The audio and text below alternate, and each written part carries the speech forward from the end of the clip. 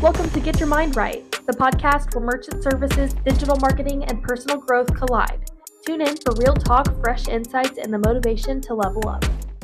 Hey, thanks for tuning in today on Get Your Mind Right. And this is part 2 of a really exciting episode. Make sure you go back and catch the first part of this if you missed it. So let's talk about Cardiva. I know the last couple of years you've been making moves to transform your company, and then there's some very specific moves you're wanting to make with it in 2026. Geez, now it's going to be real, isn't it? Oh, Cardiva is, it's an incredible, it's been an incredible opportunity for me. It's I wouldn't say it's my life work, but it's been the vehicle that is taking me on my journey. And I always say I want to be the next Dolly. There's no candies, not in like pop or in rock. I mean, there's probably some candies out there that individually, but as a phenomenon, there's no, we already have a Pink. We got a Pink, we got a Dolly, we got a, Miranda and a Carrie, but there's no candy, And so I always say, well, Dolly started out chasing music, and now look at what she has created as an entrepreneur through Dollywood and through her children's books, and through, she's opening a hotel in June in Nashville called Songteller. And it's going to have a lounge on the main level where they have singer-songwriters, and then the second level is going to be her museum, and then it's going to be hotel rooms, all Dolly inspired. And so I just say my path's been a little different. From that hard work on the farm, and I got to get the heck out. Music wasn't ever an option then, so I needed to make money, and I wanted to, take care of myself. From my childhood, where my dad was paralyzed in an accident, a farm accident, when I was 7. So, the trajectory of my childhood was hard work. There wasn't much playing. When it was a snow day, we were shoveling bunks to feed the cattle, and we were shoveling the snow away from the Quonset to get the tractor out, there wasn't no sledding days in Nebraska when the snow hit. Plus it's flat. Plus it's flat, and it is not very fun to go across a cornfield on a saucer sled. That is rough. Right. So with Cardiva, I was recruited into the industry. It was a very I didn't know anything about the industry. I didn't know how it worked. I didn't know anything about it. I literally sat down with a coach, and I wrote out what's my dream day look like. And I was like, I work from wherever. If I want to go to the farm, I'm going to work from the farm. If I want to go to the beach, I'm going to work from the beach. Did that stick? Yes. That's awesome. Absolutely. So that was my dream day. Where do I live? Well, I look out the highest high-rise of downtown Dallas. Did I live there at the time? Hell no. What am I driving? I have a white Lexus, brand new, SC 430 coupe. Just came out. So I created this list. How do I work? I'm selling something. Don't know what it is. I'm taking care of people. I get to be outside. I'm not sitting in an office. Got into payments. And that was really why I got into payments. And I recruited my friends, and I was like, I'm going to be parking my butt on a beach anywhere in the world with my toes in the sand, running my life from my gadget. And you're going to be sloughing ads in Denver, Colorado, freezing your butt off. How fun does that sound?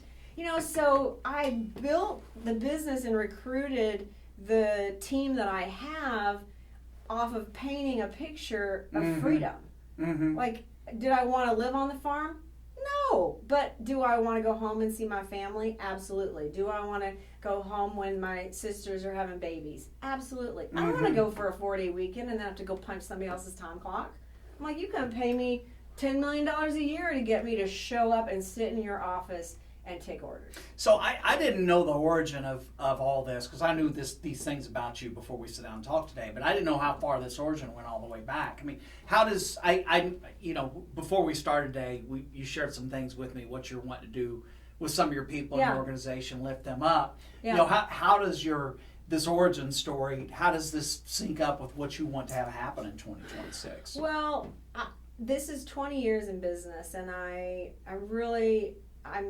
I'm starting to take more of a authoritative space in the credit card processing industry. We've always been an advocate for small businesses, but nobody's really talking in my circle to small business owners about, you know, all the things that happens in payments on a day-to-day basis.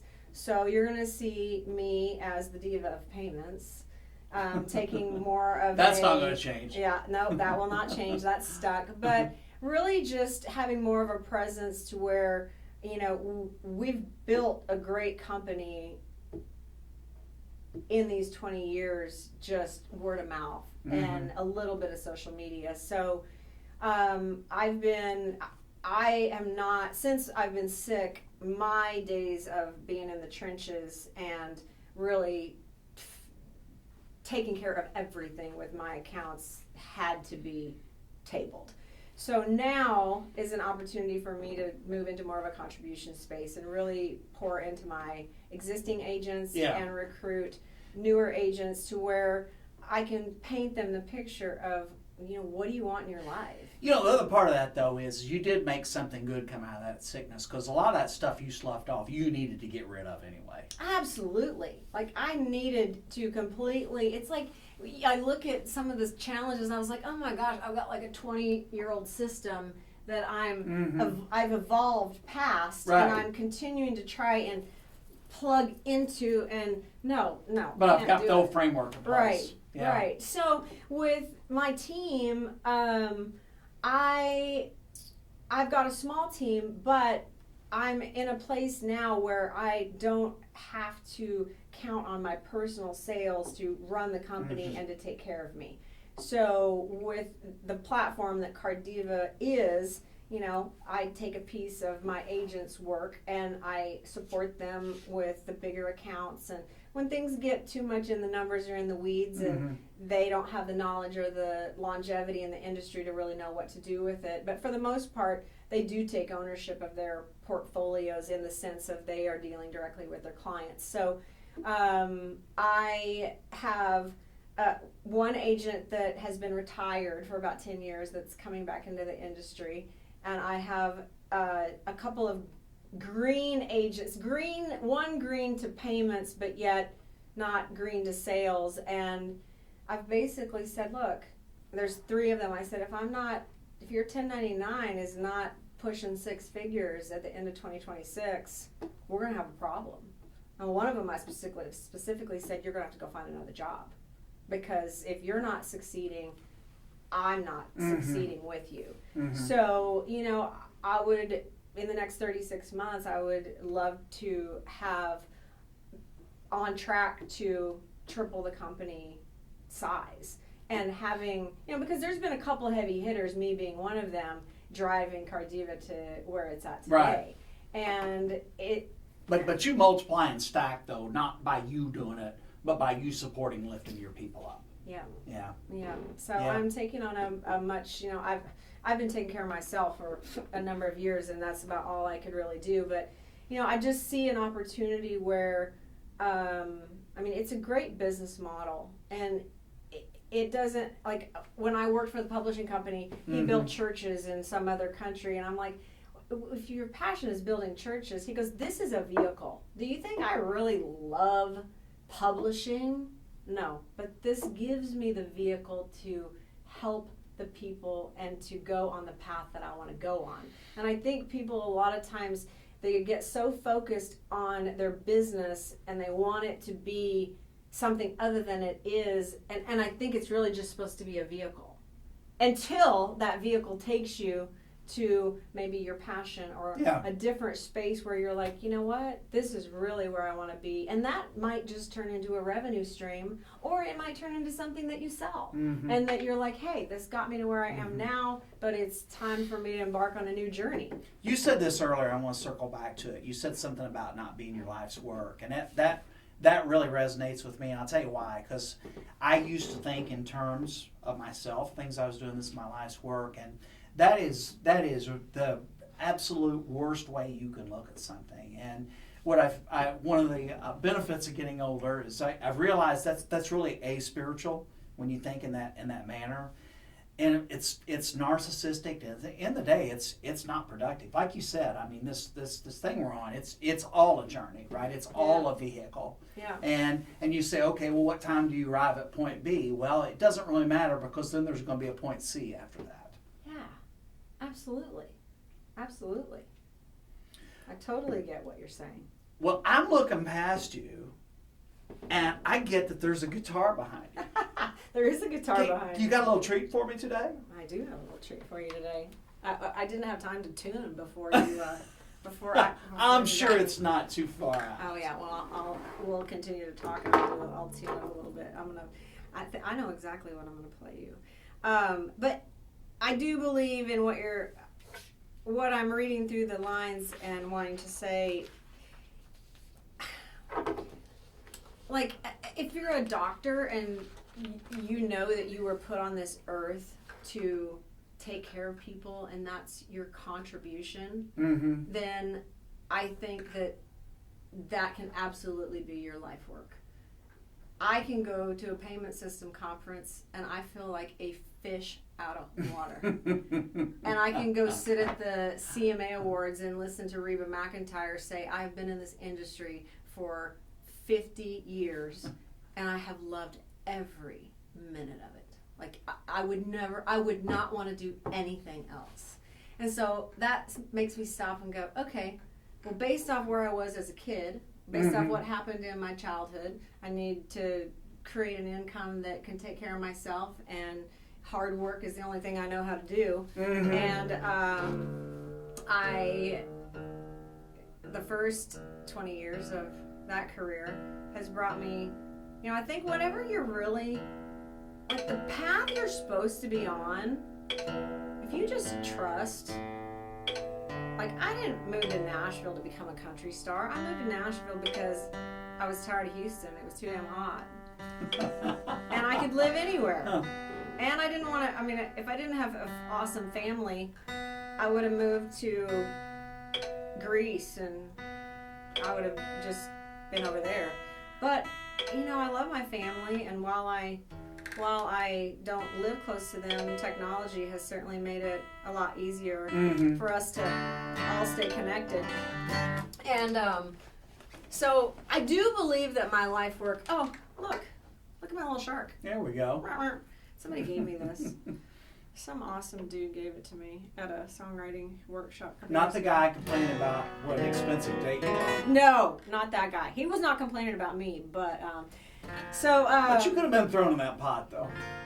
For sure. You know how many songs that people call me and go, okay, who did you write that about? And I just say, I actually did not write that about who you think I wrote it about. And so, anyway, so life work. I believe that God put me on this earth to be a light. I believe He put me on this earth with talents that they are certainly God-given, and I may have honed them a little bit with some training. But this stuff that comes out of me, I can't take the credit for it. I'm not going to. So my life work is inspiring, empowering others, whether I do that through Card Diva, helping agents to create their own lives, whether I do it through paintings, whether I'm on a stage speaking about how I built some brand in the critical processing world called Card Diva when I had many people say to me, what are you thinking? And I'm like, it's boxy, which is all the above. Yeah. So remember the song that I told you about, the fork? The prompt with the fork? Okay, this ain't gonna stress me out, is it? You need to just relax. Just relax. So this is the song that came out of the fork prompt. Okay.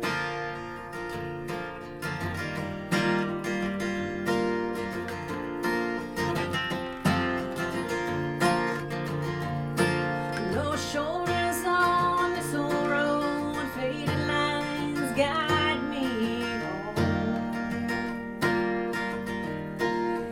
I've been gone forever, but not too long.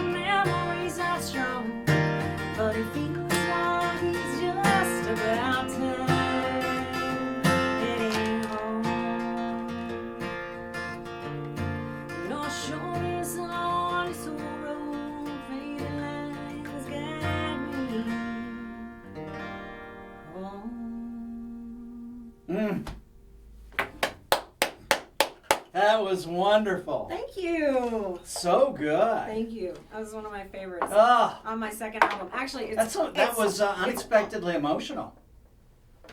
It is a little Yeah. emotional. And it's on this vinyl that I brought you. Oh, thank you so much. And like, we don't have black vinyl. We do white vinyl because, you know, Candy is very different than everybody else. Of course. So here's a little. Oh, and I get to see you as you're spinning there. That's you get to good. see my face spinning. Yeah. We got white vinyl. And I want to acknowledge you for 1 second.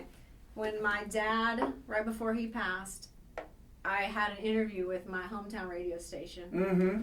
And they had me live and they had me play that song.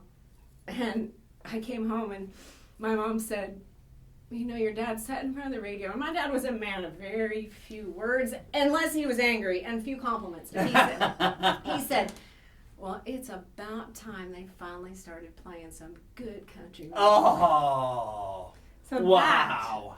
So, heading Wow. home, That's the cherry on the sundae right there. We played it at his funeral. We did not sing. I did not sing it, but we played it off of the track. Wow. But yeah, it's. I'm so glad you shared that. Yeah. That's a hard thing to tell. It is, but you need to hear it because you felt it. Yeah, I did. And home is a special place. Doesn't matter how far away we get from home. And some people don't have great experiences from childhood. I certainly had a lot of struggles in ours too with my dad's accident, but but it's still, I mean, home is just, it doesn't have to be a physical place. It's just a place in your heart that takes you, you know. Candy, this was fantastic. You know, I tell you what, now we're over here sniffling. No, I know. You know, I didn't even get 10% done what I want to talk to you about. So, what the heck? you know, I'll have you back if you have me. Well, let's do it. I love it. I look forward to it. This was great. I've never done anything like this on the show. Check her out. It is candymusic.com. The easiest way to remember it, Candy Country. Candy Country. CandyCountry.com. That's only the Candy way you Country. remember it. I'm not branding myself as Candy Country, but it's easy to remember. Okay. But everything going forward on the new website will be CandyFerno.com. She's fabulous. Check out her website on Carb Diva. She's an entrepreneur, a painter, a singer, songwriter, and just what else? Chick extraordinaire. That's what she is. Thanks for tuning in for Candy Ferno. I'm John Johnson, and I'll see you here Friday on Get Your Mind Right Mailbag Edition.